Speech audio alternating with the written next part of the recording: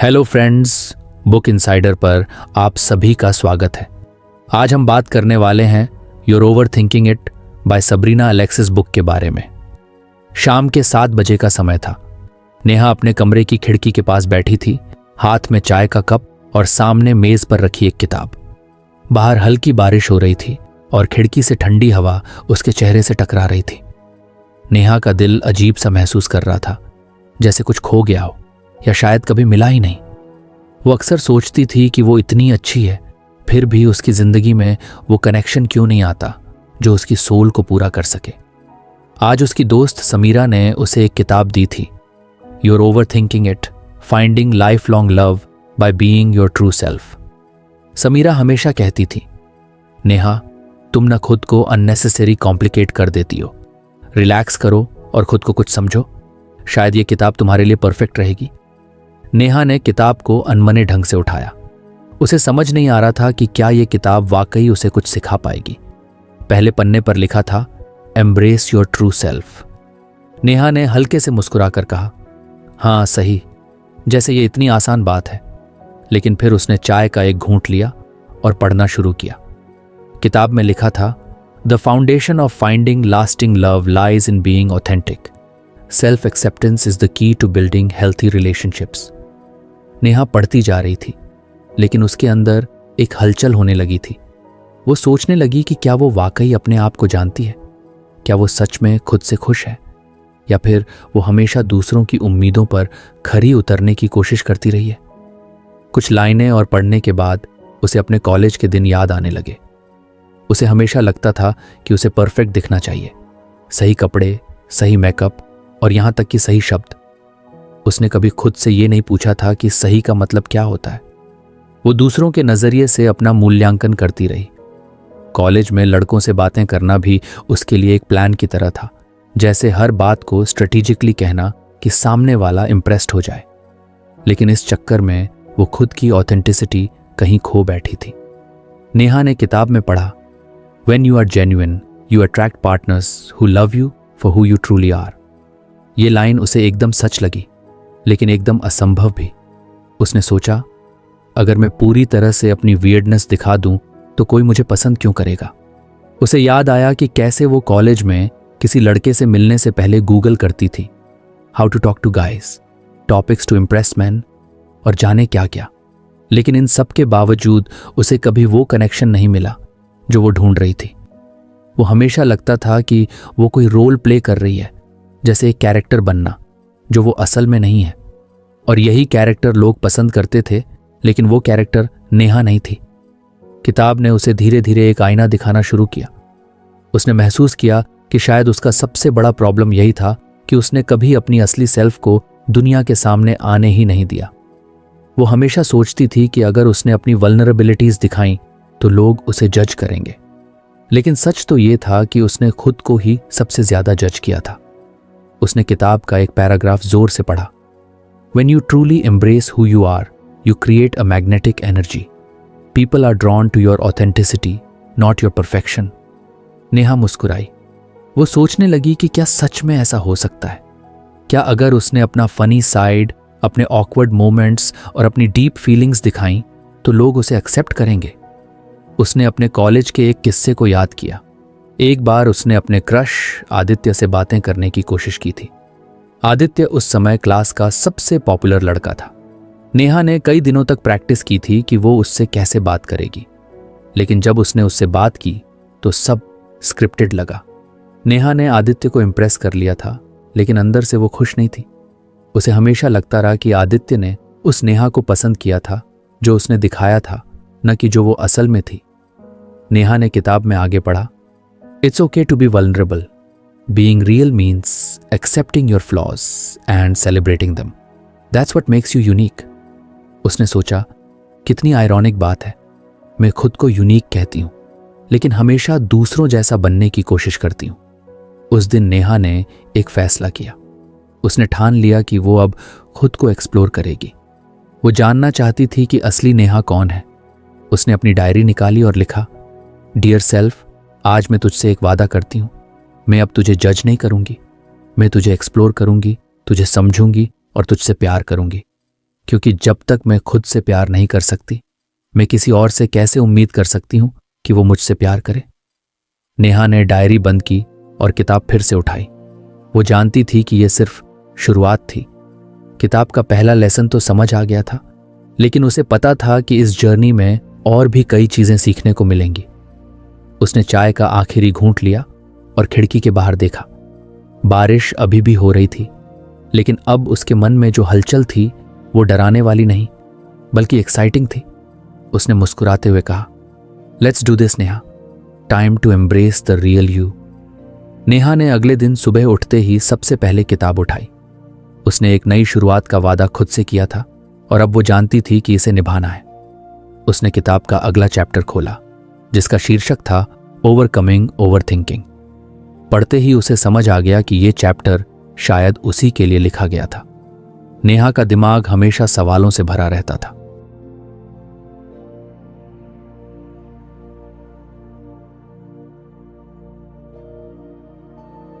अगर आपको हमारी फ्री समरी अच्छी लगती है तो आप हमारे चैनल को सब्सक्राइब कर सकते हैं, हमारी मेंबरशिप खरीद सकते हैं या हमें यूपीआई के थ्रू सपोर्ट कर सकते हैं। अब समरी पर वापस चलते हैं। अगर मैंने ये किया तो क्या होगा? अगर उसने ऐसा सोच लिया तो क्या मैं सही कर रही हूं? ये सारे सवाल उसके दिमाग में बिना रुके चलते रहते थे। उसने किताब में पढ़ा, overthinking kills connections, it builds walls where there should be bridges. ये लाइन उसके दिल पर सीधी चोट कर गई। नेहा को याद आया कि कैसे उसकी ओवरथिंकिंग ने उसकी जिंदगी के छोटे छोटे पल खराब कर दिए थे। पिछले महीने ही उसकी दोस्त समीरा ने उसे एक पार्टी में बुलाया था। पार्टी में उसका एक पुराना दोस्त रोहन भी आने वाला था। नेहा और रोहन ने एक दूसरे को कॉलेज के बाद से नहीं देखा था, लेकिन वो सीक्रेटली चाहती थी कि रोहन उसे नोटिस करे। पार्टी से एक रात पहले ही नेहा ने सोचना शुरू कर दिया था, क्या मैं इसे पहनूं या वो? क्या मुझे उससे कैजुअली बात करनी चाहिए या कुछ मिस्टीरियस बनना चाहिए? क्या मैं बहुत ज्यादा एक्साइटेड दिखूंगी अगर मैं उससे पहली बार मिलते ही बात कर लूं? उसने इतनी प्लानिंग कर ली थी कि पार्टी के दिन तक वो पूरी तरह एग्जॉस्टेड महसूस कर रही थी। पार्टी में जब रोहन आया तो नेहा ने पहले तो उससे अवॉइड किया। वो सोच रही थी कि अगर मैं बात करूं और ऑकवर्ड हो जाऊं तो। और जब आखिरकार उसने हिम्मत जुटाई तब तक रोहन दूसरे लोगों के साथ बिजी हो गया था। नेहा के पास बस एक रिग्रेट रह गया था कि उसने अननेसेसरीली इतना सोचा और एक्शन लेने से पहले ही हार मान ली। किताब में आगे लिखा था, overthinking often stems from fear of rejection, fear of failure, fear of the unknown. But the truth is, overthinking doesn't prevent failure, it prevents success. Neha ने किताब बंद की और खिड़की के पास बैठ गई। वो सोचने लगी कि उसके डर कितने बेवजह थे। वो छोटी छोटी बातों को इतना बड़ा बना देती थी कि असली खुशी कहीं खो जाती थी। उसने फिर से किताब खोली और पढ़ा, When you catch yourself overthinking, ask yourself, what am I afraid of? Often the answer will reveal that your fear is just an illusion. Neha ने एक गहरी सांस ली और खुद से कहा, ठीक है नेहा, अब से जब भी मैं ओवरथिंक करूं, मैं ये सवाल खुद से पूछूंगी। उसे याद आया कि एक बार ऑफिस में उसका बॉस उससे कुछ नाराज हो गया था। वो पूरे दिन सोचती रही कि उसने ऐसा क्या गलत किया। शायद मैंने मेल सही से नहीं लिखा, शायद मेरी प्रेजेंटेशन खराब थी, शायद वो मुझे पसंद नहीं करता। ये सब सोचते सोचते उसने रात तक एक पूरी कहानी बना ली थी। लेकिन अगले दिन बॉस ने कैजुअली कहा, सॉरी, कल मूड खराब था, तुम्हारा काम अच्छा था। नेहा को समझ में आया कि उसका डर अक्सर इमेजिनरी होता था और ये डर उसे अननेसेसरी चिंता में डाल देता था। किताब में आगे एक तरीका बताया गया था, shift your focus from analysing to acting. इसका मतलब था कि जब भी आप ओवरथिंकिंग में फंसें तो खुद से यह सवाल करें, इस पर मैं क्या एक्शन ले सकता हूं? नेहा ने सोचा कि इसे वो अपनी जिंदगी में कैसे अप्लाई कर सकती है। उसने एक नई आदत बनाने का फैसला किया। उसने एक नोटबुक ली और उस पर लिखा, ओवरथिंकिंग जर्नल। उसने सोचा कि जब भी उसका दिमाग बेवजह उलझने लगेगा, वो अपने विचारों को इस डायरी में लिखेगी और हर बार वो खुद से पूछेगी, इस सोच का हल क्या है? उसने अपनी डायरी में पहला किस्सा लिखा, रोहन की पार्टी वाली कहानी। उसने नीचे लिखा, एक्शन, अगली बार जब मैं किसी से मिलूं तो मैं बिना सोचे बस उससे बात करूंगी। नेहा को किताब की एक और लाइन याद आई, perfection is the enemy of progress, don't wait for the perfect moment, just take the next step. ये सुनकर उसे लगा कि वो हमेशा परफेक्ट मोमेंट का इंतजार करती रही, लेकिन शायद असली जिंदगी में ऐसा कोई मोमेंट होता ही नहीं। कुछ दिन बाद नेहा ने अपनी नई आदत को टेस्ट करने का फैसला किया। उसकी ऑफिस की टीम के साथ एक कैजुअल डिनर प्लान हुआ था। वहां एक नया कॉलीग सिद्धांत भी आने वाला था, जिसके बारे में उसने सुना था कि वो काफी फ्रेंडली और इंटरेस्टिंग है। डिनर पर जाने से पहले नेहा का दिमाग फिर से चालू हो गया, क्या मैं उसे इंप्रेस कर पाऊंगी? अगर मैंने कुछ गलत कह दिया तो? लेकिन इस बार उसने अपनी डायरी निकाली और अपने विचारों को लिखा। उसने खुद से पूछा, क्या मैं डर रही हूं? और जवाब मिला, हां, लेकिन ये डर मेरे दिमाग का बनाया हुआ है। उसने एक्शन प्लान लिखा, बस कैजुअल रहना है और बात शुरू करनी है। डिनर पर नेहा ने कॉन्शियसली खुद को काम रखा। उसने सिद्धांत से कैजुअली बात शुरू की और पहली बार उसने खुद को जज नहीं किया। उसने अपनी ऑकवर्ड जोक्स भी की और एक दो बार तो उसके हाथ से पानी भी गिर गया, लेकिन वो हंसी और बातचीत जारी रखी। जब डिनर खत्म हुआ तो उसे महसूस हुआ कि उसने कुछ अलग किया था। उसने खुद को अननेसेसरी चिंता में फंसने नहीं दिया। घर आकर नेहा ने डायरी में लिखा, सक्सेस, मैंने पहली बार अपनी ओवरथिंकिंग को रोककर एक्शन लिया। नेहा को धीरे धीरे समझ आने लगा था कि उसकी सोच ही उसकी सबसे बड़ी दुश्मन थी। वो छोटी छोटी विक्ट्रीज का जश्न मनाने लगी। किताब ने उसे एक और बात सिखाई थी, overthinking doesn't solve problems, action does. एक दिन वो ऑफिस से घर आ रही थी। रास्ते में उसने खुद से कहा, नेहा, यह सिर्फ शुरुआत है, अभी और भी सीखना बाकी है। उसने किताब को बैग से निकाला और अगला लेसन पढ़ने के लिए खोल लिया। अब वो खुद को और भी बेहतर समझने के लिए तैयार थी। नेहा ने अपने लिए चाय बनाई और अपनी पसंदीदा जगह खिड़की के पास बैठ गई। बाहर ठंडी हवा चल रही थी और उसने सोचा कि आज वो किताब का अगला चैप्टर पढ़ेगी। पिछले 2 लेसन्स ने उसे इतना कुछ सिखाया था कि अब वो खुद को पहले से कहीं ज्यादा कॉन्फिडेंट। उसने किताब का अगला पन्ना खोला जहां लिखा था, रिकॉग्नाइजिंग रेड फ्लैग्स। पढ़ते ही नेहा के दिमाग में हलचल मच गई। Red flags? उसने खुद से कहा। उसे तुरंत ही अपनी पिछली रिलेशनशिप याद आई। उसने हमेशा सोचा था कि उसकी रिलेशनशिप क्यों नहीं चली, लेकिन उसने कभी गहराई से इसके बारे में सोचा नहीं था। शायद इस चैप्टर से उसे कुछ जवाब मिल सकते थे। लेखिका ने लिखा था, sometimes we overlook red flags because we want to believe in the potential of a person or a relationship. But ignoring these signs can lead to emotional damage. Neha को याद आया कि उसकी पिछली रिलेशनशिप में आर्यन के साथ क्या हुआ था। आर्यन शुरू में बहुत चार्मिंग था। उसकी बातें, उसका अटेंशन और उसका नेहा के लिए केयर करना सब कुछ परफेक्ट लगा था। लेकिन धीरे धीरे कुछ चीजें बदलने लगी थीं। आर्यन हर छोटी छोटी बात पर नेहा को टोकता था। तुम्हें ऐसे कपड़े नहीं पहनने चाहिए, या तुम्हारे दोस्तों के साथ इतना समय बिताना ठीक नहीं है। शुरुआत में नेहा को लगा कि ये सब आर्यन की केयर दिखाने का तरीका है, लेकिन बाद में उसने महसूस किया कि ये केयर नहीं बल्कि कंट्रोल था।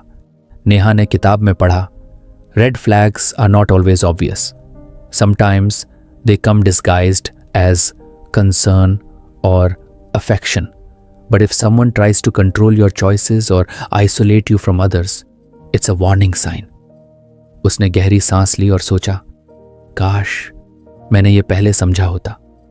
उसे याद आया कि कैसे आर्यन ने धीरे धीरे उसकी हर आदत पर सवाल उठाना शुरू कर दिया था। वो कौन से दोस्तों से मिल सकती है, किससे बात कर सकती है, यहां तक कि किस रंग के कपड़े पहन सकती है। सब कुछ आर्यन के हिसाब से तय होने लगा था। नेहा ने किताब में आगे पढ़ा, स्वस्थ संबंधों की नींव विश्वास और सम्मान पर होती है। If someone disrespects your boundaries और tries to control you, it's important to acknowledge it as a red flag. Neha ने अपनी डायरी निकाली और लिखा, लेसन 1, नियंत्रण को देखा जाता है सेवा के रूप में, नियंत्रण अभी भी नियंत्रण है. उसने खुद से वादा किया कि अब से वो किसी के भी ऐसे बर्ताव को नजरअंदाज नहीं करेगी. किताब में अगले पैराग्राफ में लिखा था कि कभी कभी रेड फ्लैग्स सिर्फ एक्शंस में नहीं बल्कि पैटर्न्स में भी छिपे होते हैं.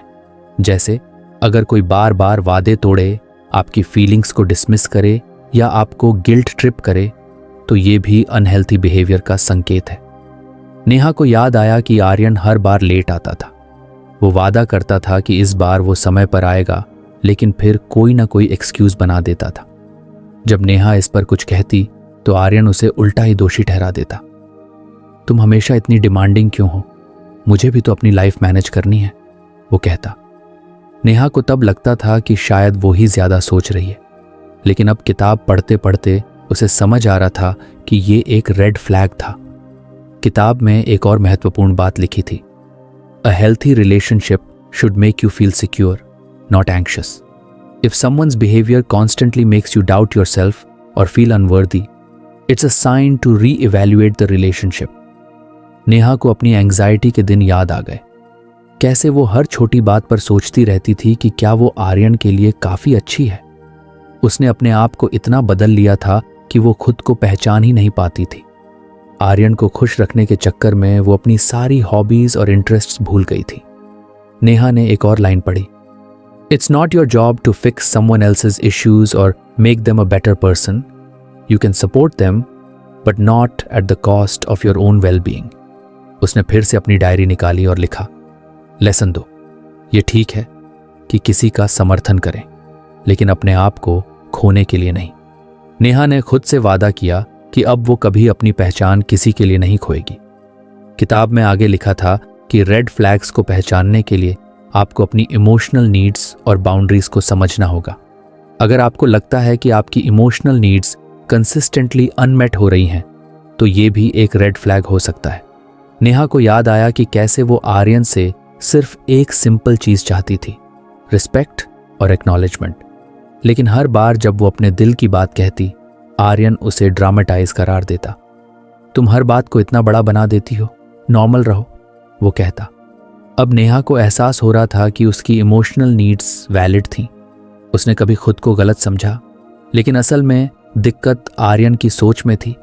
किताब में आखिरी में लिखा था, recognizing red flags isn't about blaming others, it's about protecting your peace and ensuring your well-being.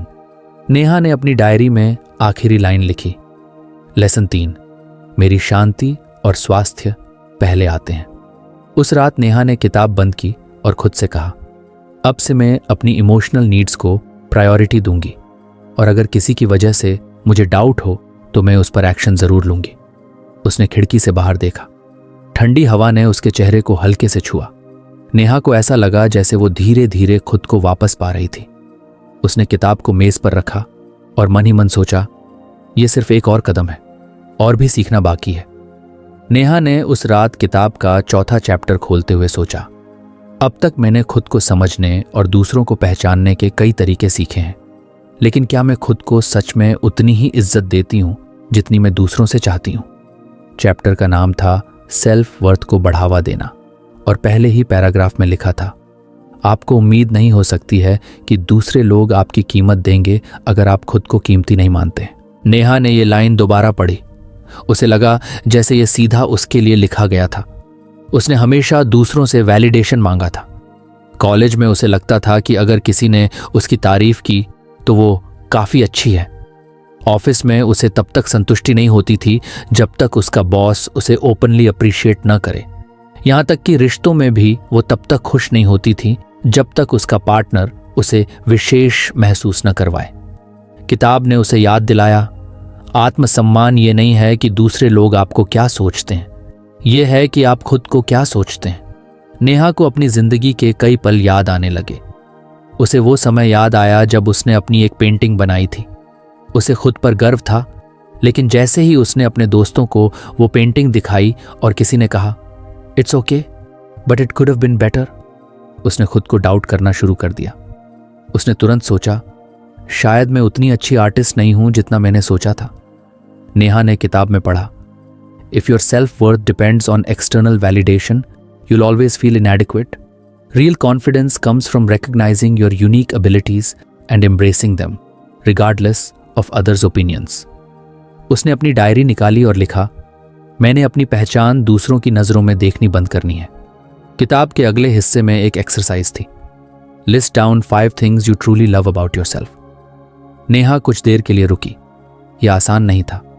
वो खुद से प्यार करती थी, लेकिन शायद कभी उसने इसे ओपनली स्वीकार नहीं किया था। उसने सोचना शुरू किया। 1, मुझे अपनी काइंडनेस पसंद है। 2, मुझे अपनी क्रिएटिविटी पर गर्व है, चाहे वो मेरी पेंटिंग्स हों या मेरे आइडियाज।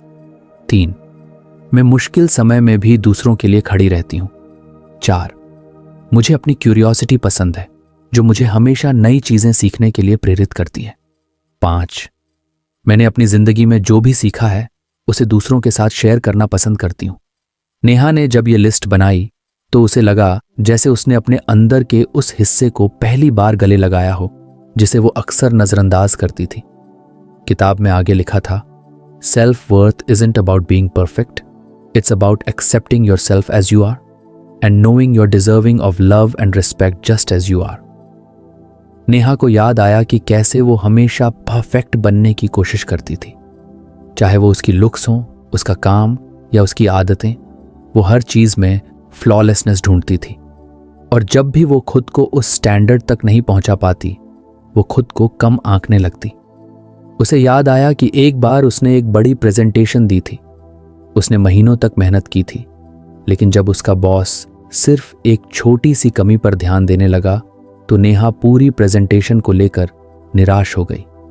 उसने अपनी मेहनत को भूलकर सिर्फ उस क्रिटिसिज्म पर फोकस किया। किताब ने उसे एक सवाल से रूबरू करवाया, Why do you let one flaw define your entire self-worth?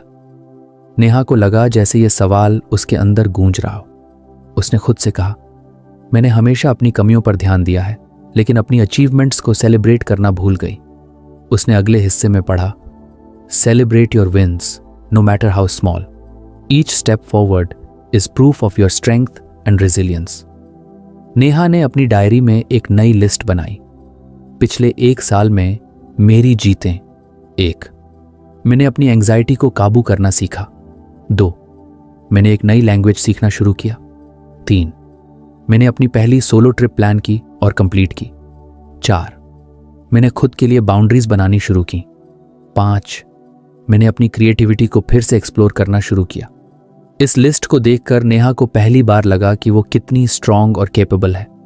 उसने महसूस किया कि उसकी वर्थ उसके फेलियर्स से नहीं, बल्कि उसके एफर्ट्स और अचीवमेंट्स से परिभाषित होती है।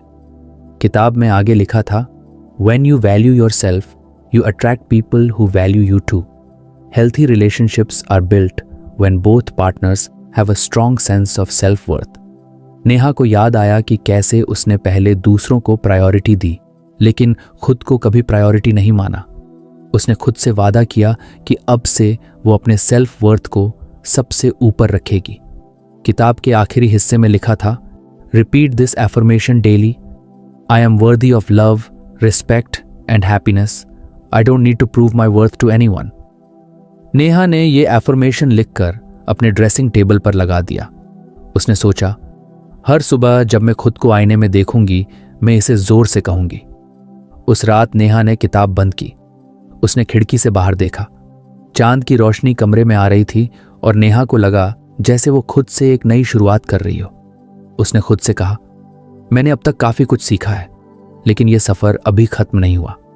उसने किताब को मेज पर रखा और एक लंबी सांस ली। नेहा को पहली बार लगा कि वो खुद को सच में प्यार कर सकती है। नेहा ने किताब का अगला चैप्टर पढ़ने के लिए खोलते हुए मन ही मन सोचा, हर लेसन मुझे मेरे बारे में कुछ और सिखा रहा है। पता नहीं ये नया चैप्टर मुझे क्या दिखाएगा। उसने पन्ना पलटा और टाइटल पढ़ा, द इम्पॉर्टेंस ऑफ माइंडफुलनेस। पढ़ते ही उसने खुद से कहा, यह मेरे लिए कितना जरूरी हो सकता है।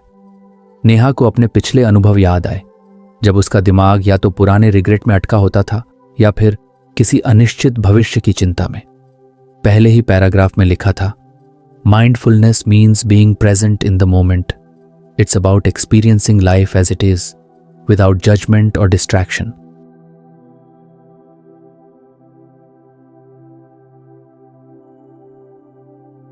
When you're mindful, you respond to situations with clarity rather than reacting out of fear or habit. Neha ने इसे 2 बार पढ़ा।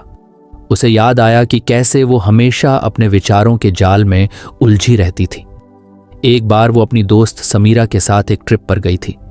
जगह बेहद खूबसूरत थी, हरे भरे पहाड़, ठंडी हवा और एक शांत झील। लेकिन नेहा का दिमाग पूरी ट्रिप के दौरान उलझा रहा। ऑफिस का प्रोजेक्ट कैसे खत्म होगा? अगर घर में कुछ गड़बड़ हो गई तो? ये सोचते सोचते उसने उस पल का आनंद ही नहीं लिया।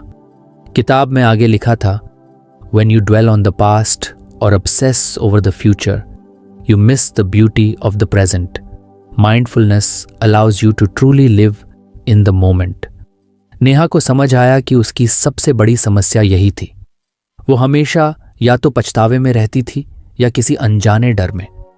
उसने किताब में एक और लाइन पढ़ी, Your mind is like a room. If it's cluttered with unnecessary thoughts, there's no space for peace or joy. Neha ने तुरंत अपनी डायरी निकाली और लिखा, लेसन 1, मैं अपने दिमाग को साफ और हल्का रखना चाहती हूं ताकि मैं हर पल को जी सकूं। किताब में आगे लिखा था, Mindfulness isn't about stopping your thoughts. It's about observing them without getting attached. When you notice a thought, acknowledge it, but don't let it control you. Neha ने इसे एक नई नज़र से देखा। उसने खुद से पूछा, क्या मैं अपने विचारों को ऑब्जर्व कर सकती हूँ बिना उन्हें पकड़ने की कोशिश की?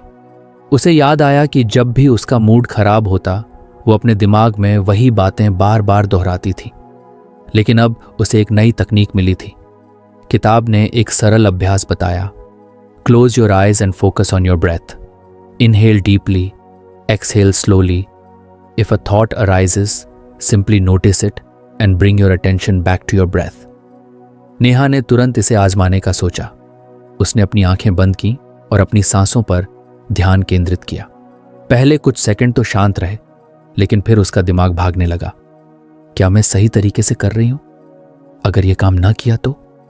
लेकिन उसने किताब की सलाह मानी और इन विचारों को सिर्फ नोटिस किया. उसने बिना कोई जजमेंट किए अपनी सांसों पर वापस ध्यान दिया. कुछ मिनट बाद उसे अपने भीतर एक हल्की सी शांति महसूस हुई. नेहा ने अपनी डायरी में लिखा, लेसन 2, मैं अपने विचारों को कंट्रोल करने की कोशिश नहीं करूंगी, बस उन्हें ऑब्जर्व करूंगी. किताब में अगले हिस्से में लिखा था कि माइंडफुलनेस सिर्फ खुद के लिए नहीं, बल्कि रिश्तों के लिए भी महत्वपूर्ण है. When you're mindful in a relationship, you truly listen to your partner. You're present for them without letting your own worries or assumptions interfere. Neha को याद आया कि कैसे उसकी पिछली रिलेशनशिप में वो अक्सर आर्यन से बात करते हुए भी अपने दिमाग में उलझी रहती थी. जब आर्यन कुछ कहता तो वो सुनने के बजाय सोचती रहती कि उसे क्या जवाब देना है. उसे एहसास हुआ कि उसने कभी सच में उसे सुनने की कोशिश ही नहीं की. किताब ने उसे एक और अभ्यास बताया. The next time someone speaks to you, focus entirely on their words. Don't think about your response. Just listen with an open heart and mind. Neha ने इसे अपने दोस्तों के साथ आजमाने का फैसला किया. अगली बार जब उसकी दोस्त समीरा ने उससे अपनी दिक्कतों के बारे में बात की तो नेहा ने खुद को पूरी तरह प्रेजेंट रखा. उसने सिर्फ सुना, बिना कोई सलाह दिए. पहली बार समीरा ने कहा, तुम्हारे साथ बात करके अच्छा लगता है. नेहा को यह सुनकर सुकून मिला. किताब में आगे लिखा था, mindfulness helps you connect deeply with others because it shows that you value there presence and words. Neha ने खुद से वादा किया कि अब से वो हर बातचीत में पूरी तरह से मौजूद रहेगी. किताब के अगले हिस्से में इमोशनल रेजिलियंस के बारे में बात की गई थी. Mindfulness strengthens your ability to handle emotions. Instead of being overwhelmed by anger or sadness, you can observe these feelings and let them pass. Neha को याद आया कि कैसे छोटी छोटी चीजों पर वो जल्दी गुस्सा या दुखी हो जाती थी. एक बार ऑफिस में उसका सहकर्मी उसकी मदद करने के बजाय उसकी गलती पर जोर देने लगा. नेहा को इतनी परेशानी हुई कि वो रोने लगी. लेकिन अब उसे समझ आया कि अगर वो माइंडफुल होती तो वो अपने इमोशंस को बेहतर तरीके से संभाल सकती थी. किताब ने एक और तकनीक सिखाई. When you feel overwhelmed by an emotion, pause and name it. Say, I'm feeling angry or I'm feeling sad.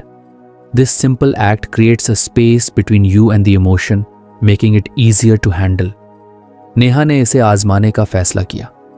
अगली बार जब उसे गुस्सा आया, उसने रुक कर कहा, मैं गुस्से में हूं. उसने इसे बस ऑब्जर्व किया, बिना रिएक्ट किए. धीरे धीरे उसका गुस्सा कम होने लगा. उसे लगा जैसे उसने अपने इमोशंस पर एक नई पकड़ पा ली हो। उसने अपनी डायरी में लिखा, लेसन 3, मेरे इमोशंस मुझे डिफाइन नहीं करते, मैं उन्हें महसूस कर सकती हूँ बिना उनसे ओवरवेल्म्ड हुए। किताब के अंत में लिखा था, mindfulness isn't a one time practice, it's a life long journey. The more you practice, the more peace and clarity you'll find within yourself. Neha ने किताब बंद की और खिड़की से बाहर देखा। वो सोचने लगी कि कैसे माइंडफुलनेस ने उसके दिमाग में हलचल को कुछ कम कर दिया है।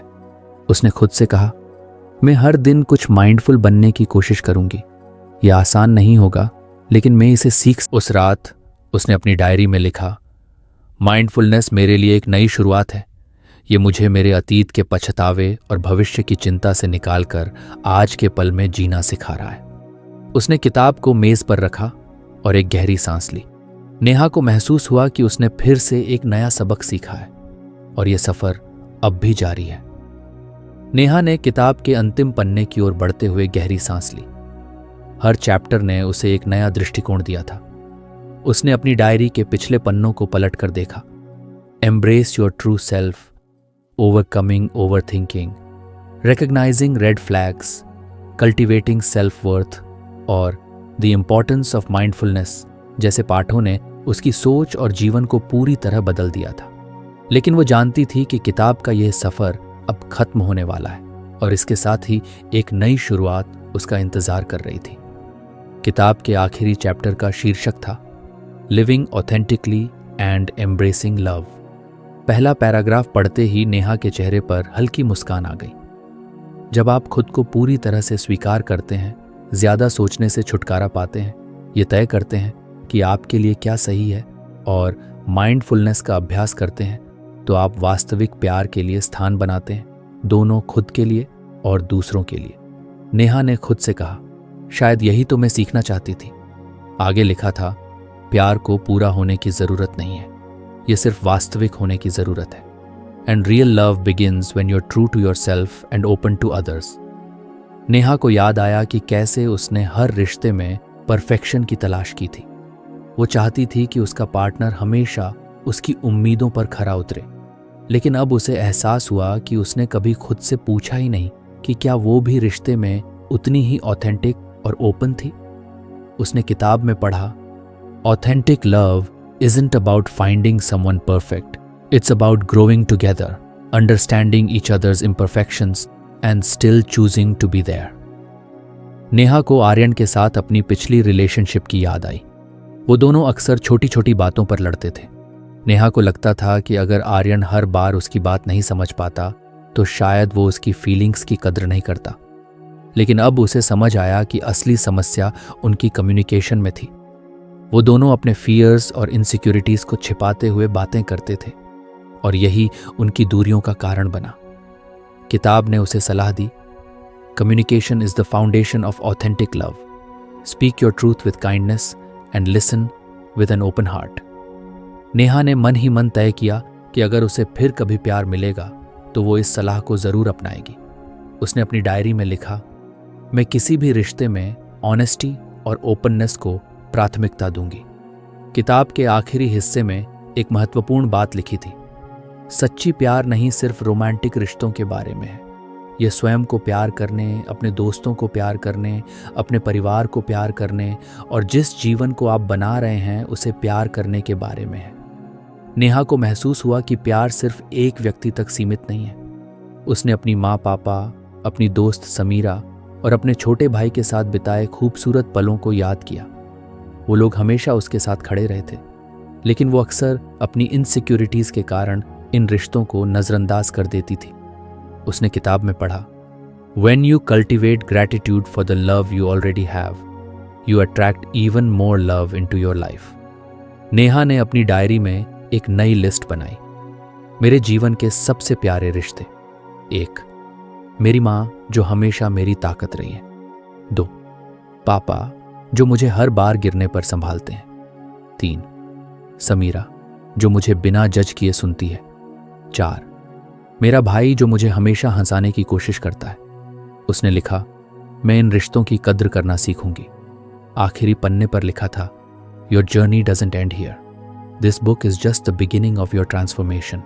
Life will continue to challenge you, but now you have the tools to navigate it with grace and authenticity. Keep growing, keep loving, and keep being true to yourself. Neha ने किताब को बंद किया और खिड़की से बाहर देखा। रात का आसमान तारों से भरा हुआ था। उसे लगा जैसे उन तारों में उसकी नई उम्मीदें झलक रही थीं। उसने अपनी डायरी को हाथ में लिया और आखिरी पन्ने पर लिखा, मैंने आज सीखा है कि सच्चा प्यार खुद को अपनाने और अपने जीवन के हर पल में उपस्थित रहने से शुरू होता है।